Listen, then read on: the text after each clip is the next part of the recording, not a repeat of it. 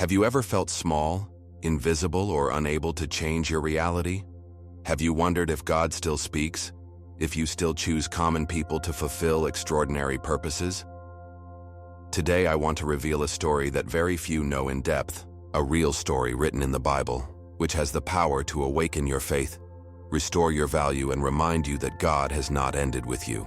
Deborah was not a queen. She was not a warrior. She did not have an army. And yet she became the woman who changed the fate of an entire nation. Amid chaos, fear, and spiritual abandonment, she heard the voice of God, rose with divine authority, and brought Israel to an unthinkable victory. This is not just an ancient story, it is an urgent message for your life today.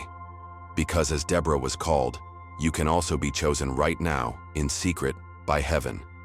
What you are going to discover in this video can completely transform your perspective on your call, your faith, and your purpose. You will see how God acts when everything seems lost, how it uses the unlikely to manifest their glory, and how a single obedience decision can break generations of oppression.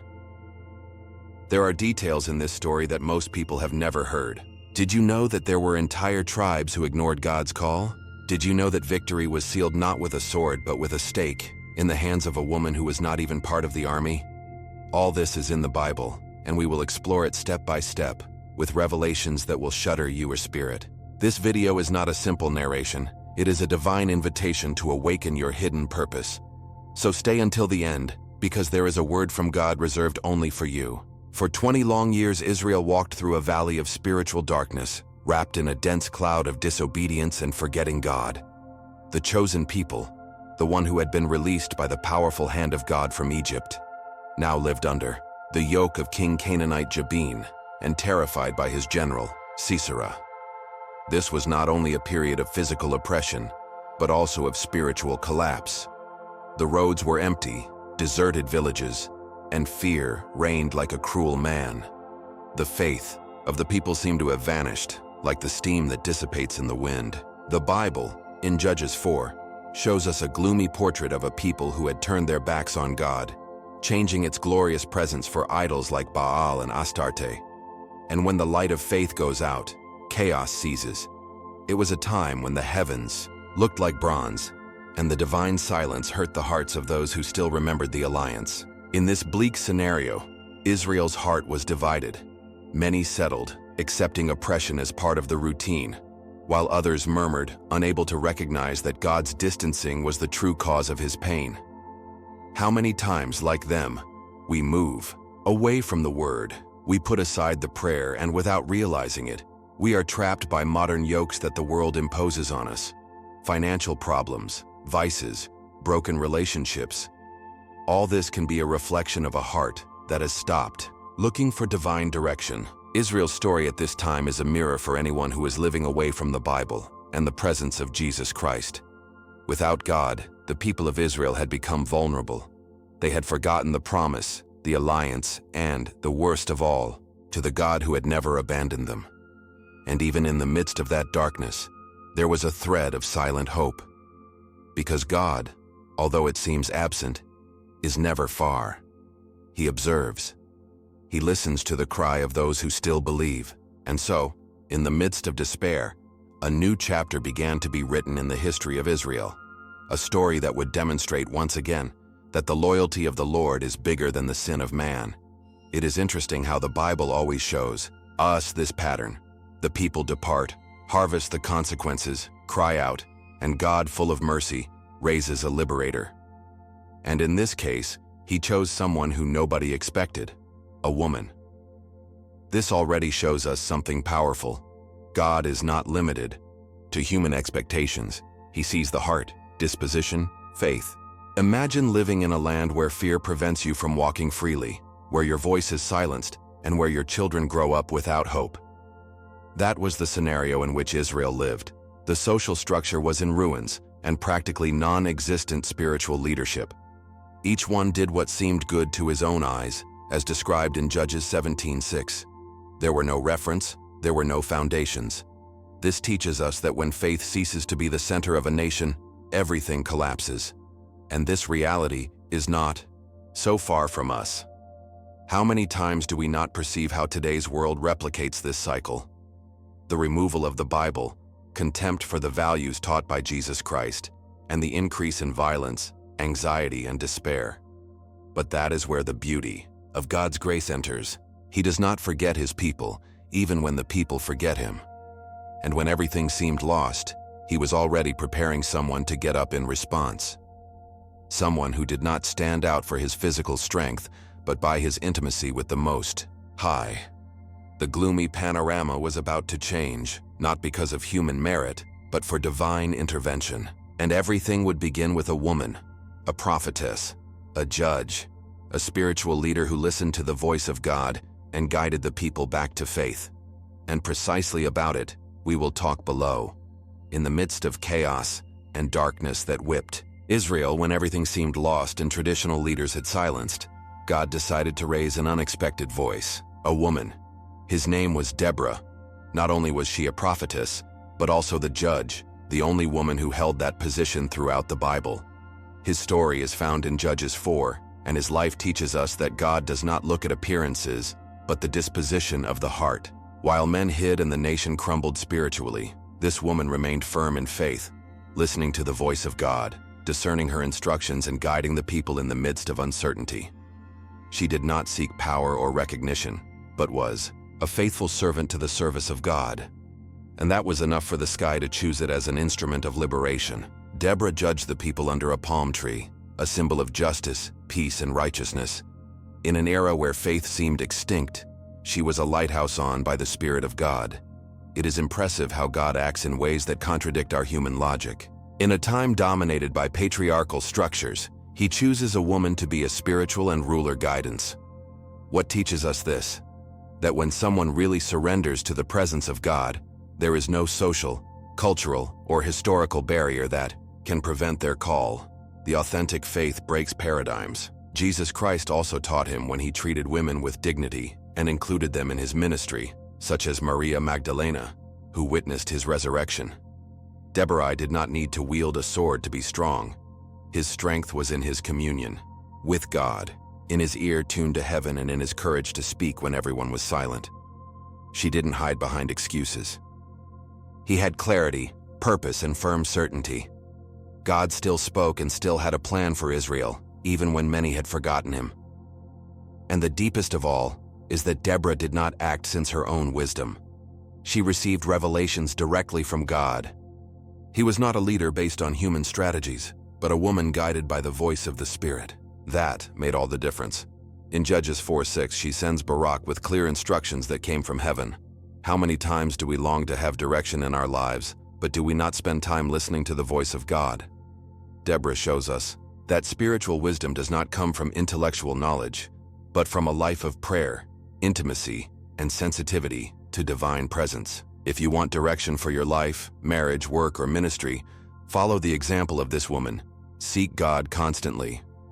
She did not move by emotions, but by spiritual conviction, and that is one of the most obvious brands of those who walk with Jesus Christ.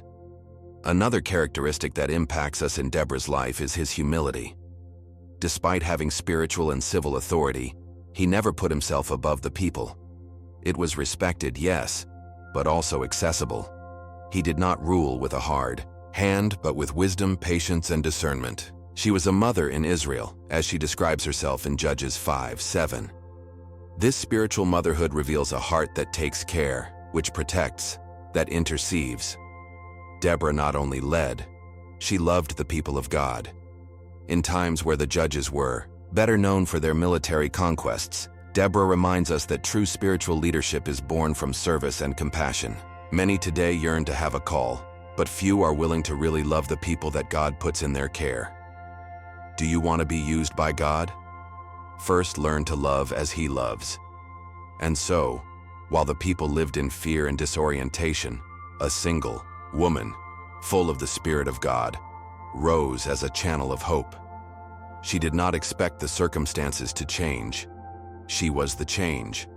When faith is alive and active, it moves mountains, opens roads, and transforms nations. Deborah's life is a call to all of us. It doesn't matter if you are a man or woman, young or old. If you have a true relationship with God, He can use you in ways you never imagined. And what comes next is one more proof of it, because His call was not in words. Her faith promoted her to act, and the first step was to summon a warrior to fulfill a heavenly mission. When God speaks, she leaves no room for confusion. And through Deborah, God pronounced a very clear call. The time had come to act. The people of Israel could not continue in fear or living under the yoke of Jabin and the threat of Sisera. Therefore, in Judges 4:6, Deborah sends Barak, a brave from the tribe of Naphtali. This meeting was no accident. It was a divine appointment, orchestrated by the sky. Deborah transmits a precise order. Go. It brings together 10,000 men and marches to Mount Tabor. The strategy was not human, it was heavenly. God Himself had given Sisera in his hands. However, Barak's reaction reveals something very human: fear, insecurity, dependence. He replies, "If you go with me, I'll go. But if you don't go, I won't go." It is here that the story becomes deeply revealing for our life of faith. Barak's response shows us that even those called by God can feel fear, and that does not disqualify them. What matters is not to feel fear, but how we respond when the divine call arrives. Barak did not doubt God's power, but he needed the presence of someone to walk with him, to remind him that he was not alone. And isn't that what we often feel? We know that God is with us, but in the midst of challenges, we crave a visible sign, a company that strengthens us. And God, in His infinite mercy, allowed Deborah to accompany him. This teaches us that the community, spiritual leadership, and prophetic coverage are essential in walking in faith. We are not called to walk alone. Jesus Christ Himself sent His disciples 2 by 2, because faith is also strengthened in company. Deborah's response to Barak was firm but also prophetic. "I will go with you, but the glory will not be yours. God will give Sisera to a woman." Judges 4:9. This statement is powerful. First, because it reaffirms that victory does not depend on who executes it, but on who orders it: God. Second, because it announces since the triumph will be a divine manifestation that will break social paradigms. A woman would receive the honor of the final victory. This prophecy does not detract from Barak, but it emphasizes that in the kingdom of God, glory is not for men, but for the heavenly purpose. Many times we yearn for recognition. We want our faith to be seen and applauded, but God reminds us, victory is yours. Pride does not take place in the work of the Spirit. The true believer serves, obeys, and disappears, so that the glory is from God. Barak's story leaves us another key teaching. Obedience, even with doubts, is better than paralysis. Despite his fear, he accepted the call. He mobilized 10,000 men and marched according to Deborah's word. This is faith in action. There are those who think that faith is absence of doubts, but in reality, faith is to move forward even when the heart trembles. The Bible is full of men and women who obeyed without having all the answers. Abraham came out without knowing where he was going. Moses returned to Egypt despite his stuttering, and now Barak climbs Mount Tabor trusting a divine promise. If God has called you, don't expect to feel completely prepared. He does not call the trained. He enables those who respond with faith. And many times the only sign that you will receive will be a word in your spirit that says, "I am with you." This moment marks the beginning of a spiritual revolution. The people who were hidden began to organize.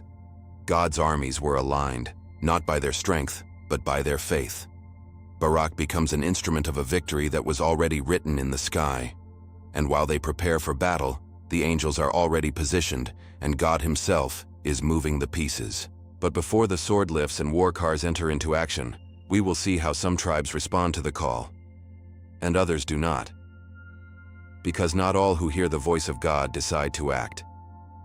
And that is where the story takes an unexpected turn, revealing the heart of each tribe, the fidelity of some, and the omission of many. The scene was ready. 10,000 men from the tribes of Naphtali and Zabulon had joined Barak, obeying God's call through Deborah. It was a clear sign. That faith still burned in the hearts of some Israelites. Not everyone responded, however. Tribes like Reuben, Gad, and Dan stayed on the sidelines, concerned about their interests, trapped in comfort, or simply paralyzed by fear. The Deborah song will later denounce this omission strongly, Judges 5:16-17. But those who rose did it with courage, knowing that this battle was not only against an army but against a system of oppression that denied God's sovereignty. Mount Tabor, who raised like a sentry in the northern region of Israel, became the stage of one of the most shocking victories in biblical history, not because of weapons, but for divine intervention. Sisera, Comandante Canaano, was convinced of his superiority. He trusted blindly in his 900 iron cars, an overwhelming military advance at that time. It was as if human logic gave his victory. How could peasants without armor face such a powerful machine? But Sisera did not have the essential, God. And when God fights a battle, logic falls apart. From the top of the mountain, Deborah pronounced a prophetic word. Get up, because this is the day the Lord has given Sisera in your hands. Judges 4:14. And with that word, the sky moved. A supernatural storm began. Rays, thunder, and a torrential rain suddenly fell, turning the roads into mud rivers. The Chison River overflowed. Iron cars, which seemed invincible, were useless. Creation itself was put at the service of God's plan. This detail is crucial. It was not the force of Israel that determined the victory, but the intervention of the Most High. The Bible shows us again and again that God uses the weak to embarrass the strong, the fool of the world to confuse the wise. 1 Corinthians 1:27. This battle on Mount Tabor was not only a military confrontation, but a spiritual statement. God is with those who trust Him, and there is no technology, system, or human power that can resist His will. The stuck cars symbolize everything that the world considers invincible but falls to the active faith. Jesus Christ taught that, if we have faith the size of a mustard grain, we can move mountains. Here, the mountain did not move, but the sky, and that was enough to change the course of an entire nation. The people of Israel descended from the mountain and threw themselves against the enemy with a fervor that did not come only from human courage, but of the certainty that God had already given the victory. And that is something that you also need to remember. Do not fight to see if you earn. Fights from the victory that was already declared by God. Every time you face a struggle with prayer, with the Word, with active faith, you are imitating these men who descended from the Tabor knowing that the Lord was in front of them. Canaanite soldiers, confident in their cars, were taken by surprise, trapped, disorganized, and defeated. The Bible does not narrate each battle movement in detail because the point is not to highlight the strategy, but the miracle. The glory is from the Lord and only of Him. How many times have you been in situations where everything seemed lost, but suddenly, something supernatural changed everything? That is no accident. It is God intervening as in the Tabor. And so, what began as an act of obedience ended as an act of worship. The soldiers not only defeated, they witnessed God's power in action. What was a mountain became an altar, and what seemed like an impossible war became an eternal testimony. However, although the main battle was won, the story does not end here. Sisera, the commander of the enemy army, managed to escape on foot in the middle of chaos. It seemed that there was still an out of place, but God had already prepared the next movement, using someone unexpected. Because when He determines a complete victory, He leaves no loose ends. And in the next part, we will witness how a woman, without a sword, but with discernment and value, becomes the final instrument of the divine trial. While the Israel army celebrated the victory on the battlefield, Sisera, the powerful commander who had sown terror for years, fled desperately. His image, so feared, was now that of a single man, disarmed, muddy and humiliated. What seemed impossible had happened. The general of the iron cars had been defeated by the hand of God, and in his escape, Sisera finds refuge in an unexpected place: Jael's store, Heber el-Shaneo's wife, a neutral group in the conflict. This scene is crucial. Jael was not a warrior. He did not have an army, nor was he prophetess as Deborah, but he had something much more important: spiritual discernment. She understood that this man, although she asked for a break, represented the oppression of years and the direct affront against the people of God. And here we learn something vital. There are moments in life where you cannot be neutral in the face of evil. Or you face it with faith, or you end up giving the enemy. Jael receives Sisera with hospitality, following the customs of the time.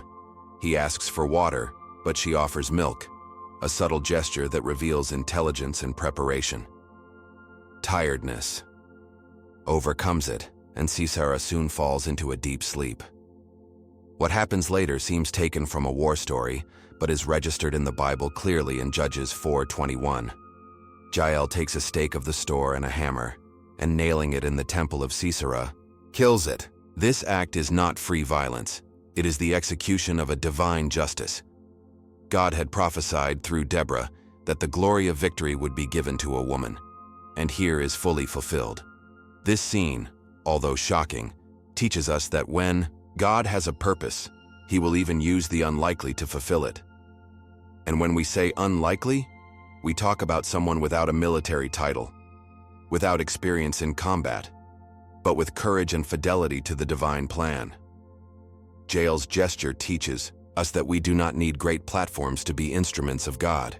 Sometimes our store, our daily space, can be the place where God wants to execute his plan. How many times have we underestimated our environment, thinking that only from pulpits or public places can we serve the kingdom? Jael did not expect to be on the battlefield.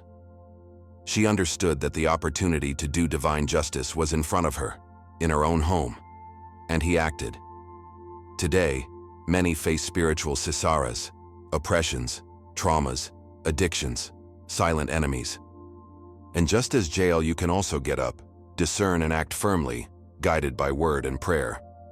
The Bible reminds us in Santiago 4:7, "Resist the devil, and will flee from you." That is exactly what Jael did. He did not negotiate with the enemy. He confronted him with faith. The scene also contains a lesson on prophetic obedience. Deborah had spoken that the victory would be of a woman. That seemed unlikely when Barak marched with 10,000 men. But God had already aligned everything. The precision of his plans is perfect. Nothing escapes your control. Jael did not listen to the prophecy, but it was part of its fulfillment. This shows that when we live sensitive to the Spirit, we can be part of promises greater than us. God continues to use simple people to close cycles, to end chains that have oppressed generations. Sisera's death was not just a physical victory. It was a spiritual sign. The enemy no longer took place among the people of God. The oppression was over, and justice had prevailed. Faith, once again, had triumphed. And so, without a sword, without army, and without prior fame, a woman in her personal store sealed the victory of an entire people. Jael became heroine, not to seek glory, but for obeying the divine moment. His story challenges us to be attentive, not to ignore the opportunities that God puts before. You don't need to be like others. You need to be available as Jael. And while Sisera's body lay on earth, heaven celebrated the fulfillment of a promise. But this story does not end in silence.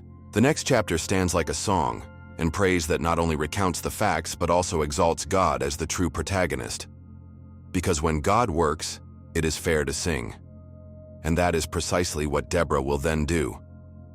After the great victory over Sisera, the people of Israel did not simply continue with their life as if nothing had happened. No, something so deep and supernatural deserved to be remembered, celebrated, and above all recognized as a direct work of God. It is then that Deborah, together with Barak, sings one of the most powerful and ancient hymns in the entire Bible, the Canticle of Deborah, registered in Judges chapter 5. This song is not just a song, it is a prophetic proclamation, a spiritual chronicle, an exaltation to the God who fights for his people. In his verses, those who acted with faith are honored. He reprimands those who were liabilities. And it is established that it was God who orchestrated every detail of the victory. Because when faith becomes action, the result is worthy of worship. This song reminds us that celebrating is as sacred as obeying, that honoring God with our words after victory is an essential part of the life of faith. The song begins with a statement that shakes the soul. Because the princes put themselves to the front in Israel, because the people voluntarily offered, bless the Lord. Judges 5:2. This phrase contains a key truth. When brave leaders get up and the people respond with disposition, God manifests. There is no personal glory, only recognition of divine power. Deborah does not sing about her greatness, nor does she exalt her role. She directs every note to God. What a powerful example for us. How many times have we received blessings, victories, healing, and we have forgotten to praise the one that made them possible? The Deborah song teaches us to return to the center, to place God on the throne that corresponds to him in our hearts, because he is the author of each miracle, of every opportunity, of each new dawn we enjoy. Within the song, there are also moments of deep reflection and confrontation. Deborah mentions the tribes that responded to the call, Zabulon, Naphtali, and honors its value. But he also sadly mentions those who decided not to participate: Reuben, Gad, Dan, Aser. This teaches us that omission is also seen by God. Nothing at key moments of spiritual history also has consequences.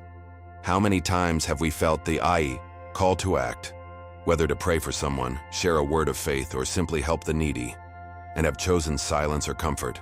This song is an exhortation. He calls us to action, not being spectators of what God does, but active participants. Faith without works is dead, and the people who shut up in battle times lose the opportunity to see the glory of God closely. One of the most shocking parts of the song is the exaltation of two women, Deborah and Jael. Both become symbols of obedience, courage, and faith. Jael, especially, is described as blessed among women, Judges 5:24, a title that will also be used centuries later for Mary, mother of Jesus. What a beautiful parallel. Common women in common places who become instruments of the extraordinary for their disposition to act according to the will of God. This shows us that the role you play, your age, your story, or your resources does not matter. If you are aligned with the purpose of God, He will use you. The song is not just ancient history, it is a current invitation for everyone who wishes to live an active and vibrant faith. A life where each victory is followed by a sincere song of gratitude. The song concludes with a powerful image. Thus all your enemies perish, O Lord, but those who love you, like the sun when it comes out in its strength. Judges 5:31. Here, the song becomes prayer. He asks that the enemies of God be defeated, but also declares that those who love Him will shine strongly, like the rising sun. This is the reward of fidelity, a life that radiates light, which transforms what it touches, which marks generations. When you live according to faith, when you make your guide in Jesus Christ your example, your life becomes a living song. And although this spiritual melody marked the closure of an era of oppression, it also sowed the basis for a new peacetime. A legacy that does not end with a song, but continues in the traces of a woman who was called Mother in Israel. Deborah's legacy cannot be measured solely by a military victory or by the song that sang with Barak. Its impact goes far beyond the battlefield. She was called Mother in Israel, Judges 5:7, an expression that reveals the depth of her spiritual leadership. Being a mother implies caring, nourishing, protecting, and guiding. Deborah did not rule from a throne, but from the heart. His authority did not come from force, but from communion with God. His influence was not limited to moments of war, but extended in peace times, when wise decisions were necessary, when the people needed direction, comfort, or correction. That is the true spiritual leadership. Be present, listen, intercede, and speak with truth. Deborah teaches us that it is not necessary to impose to influence. It is enough to live in constant connection with God and reflect His character in each action. One of the great lessons that leaves us Deborah is that spiritual wisdom is more powerful than any earthly power. In an era dominated by violence, idolatry, and oppression, she remained firm in faith, listening to the voice of God and guiding justice. It was not known for wielding weapons, but by lifting the word. His example shows us that true battles are won in prayer, that the most effective leaders are those who first surrender to God. Today, more than ever, we need leaders like Deborah, people who do not seek prominence, but fidelity, the divine purpose. People who know the Bible, who live according to the example of Jesus Christ, and remain firm even when everything around them seems to crumble. Deborah was that type of person, and his life inspires us to also be instruments of spiritual transformation. Its history also breaks schemes and destroys stereotypes. In a deeply patriarchal culture, God raised a woman to direct, judge, and prophesy. This was no coincidence or exception. It was a divine statement. God can use whoever He wants, as He wants, and whenever He wants. Faith has no gender, nor is anointing limited by social structures. Deborah did not seek power, but was empowered by heaven. How many times do we feel that we are not enough for what God asks us? How many times do we doubt our call for what others can think? The story of Deborah gives us freedom. If God has called you, He Himself will support you. It doesn't matter if you are a man or woman, young or old, strong or weak. What matters is your willingness to obey and walk with Him. That is the true mark of the chosen ones. In addition, Deborah's legacy reminds us that peacetimes are also the result of active faith. After the victory against Sisera, Israel lived 40 years of peace, Judges 5:31. 40 years where His influence was felt, where His leadership helped rebuild the nation from within. Because it is not enough to win a battle. It is necessary to know how to govern in calm, build in stability, and keep the flame of faith alive. Deborah not only inspired his contemporaries, its history continues to inspire generations. It shows us that true faith not only conquers external enemies, but transforms hearts, restores communities, and sows hope. His legacy is not locked in an ancient text, but lives every time someone chooses to obey God, listen to His voice, and act with courage in His name. And so we reach the end of this journey, not with an end point, but with an open invitation. Are you willing to be like Deborah? Are you ready to listen to the voice of God even if you contradict your expectations? Do you have the courage to get up in times of confusion and be a light, a voice, a guide? Deborah's legacy is alive because there are still people who respond to the divine call with faith, wisdom, and with a willing heart. That its history inspires you to be part of that generation that not only believes but acts, that not only prays but obeys, that not only admires the heroes of faith but becomes one of them. And now that you know its story, it is time to look inside and ask you, what legacy are you leaving? Now that you know Deborah's story, I want to ask you a direct question. Do you think God is also calling you to get up in the middle of chaos? Do you feel that there is something inside you that has been asleep, but that today has begun to wake up? Deborah was no exception. It was an example. And if God used his life to bring freedom to an entire people, why couldn't He do the same with you? I would love to read in the comments which part of this story touched your heart, or if you have ever felt that God called you to do something that seemed bigger than you. Share your experience, your reflection, or even your prayer. This channel is a community of faith, and your testimony can be the spark that inspires someone else. If this video spoke to you in some way, do not leave without subscribing to the channel and activate the notifications. This is key for you not missing the next contents, which are designed to deepen the Bible and strengthen your faith in Jesus Christ. Here we not only tell stories, here we reveal purposes, open the spiritual eyes, and guide lives towards the center of God's will. And if you want to continue learning, I recommend that you click on the next video that will appear on your screen. I assure you that it will take your biblical understanding to a new level. Thanks for being here. See you in the next video. A big hug from your brother in faith, Marco.